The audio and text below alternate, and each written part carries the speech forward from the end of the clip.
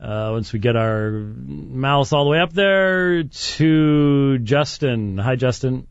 Hi, Dr. White. I really appreciate you taking the phone call. My question, in the past I've heard you reviewing different debates, different Arminians, people like that. They use the term prevenient grace, and you've explained that quite well. In the last couple of months I've heard you use the term a couple times, common grace.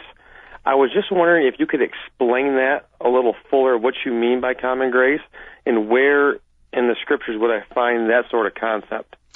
Well, common grace is it's a commonly used term by Reformed theologians to refer to the kindness that God exhibits to the non-elect.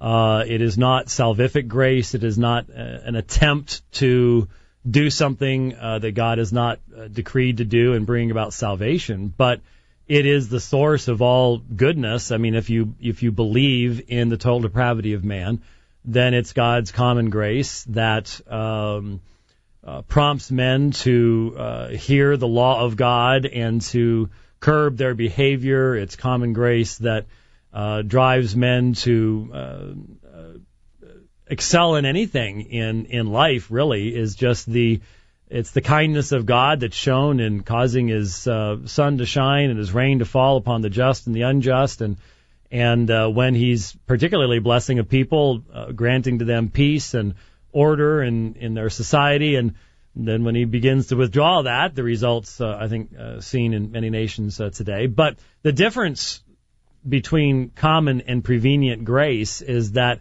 prevenient grace is an attempt on God's part to move someone to a place where they then will make some kind of a decision for Christ. So it is an attempt, while maintaining some kind of autonomy on the part of man, to bring about salvation. Common grace is not a salvific grace. It is a grace that is made available. One might argue that it is made available through the merits of Christ in the sense that God is just and righteous to even be gracious in that sense toward the unregenerate. But it's all for the sake of His people and His glory as well. But the big difference is the one is an attempt at salvation. The other is not an attempt at salvation. It is an element of God's bring glory to Himself and a blessing of His people.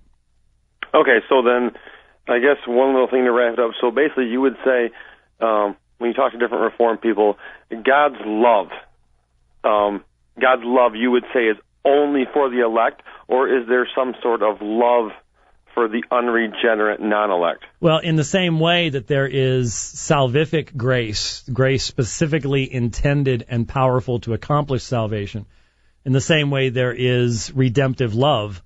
They are intimately connected with one another. God's love brings about God's grace. And in the same way, common grace is a descriptor of God's loving attitude toward all of creation that not balances in the sense of yin and yang, but is what allows God to continue to pour forth the blessings that He gives to people. I mean, He gives tremendous blessings. I can't help but, for example, watch athletes on television who have been given tremendous athletic capacity, and yet clearly they do not thank God. They do not see from whence that comes, and that their abilities are an example of common grace, and that would be attached to that general sense of benevolence and love that is God's toward all people, because if there wasn't that, then He would bring judgment to bear immediately.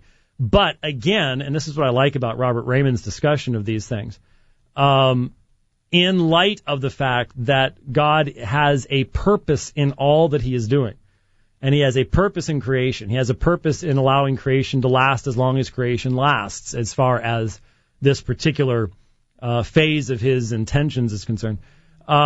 It all goes back to having a purpose in bringing about the glory of the triune God through the redemption of particular people in Christ Jesus. So even the extension of that love of God to those that God does not intend to redeem, you have to make the distinction between the kind of love that is self-giving in the sense of redemptive and that kind of love of God that is seen in the providential upholding of creation, the giving to men of gifts, the withholding of wrath even upon those who are most deserving of it. So I would say that common grace and the general love of God go hand in hand.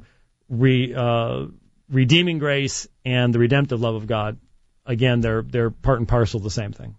All right, thank you very much.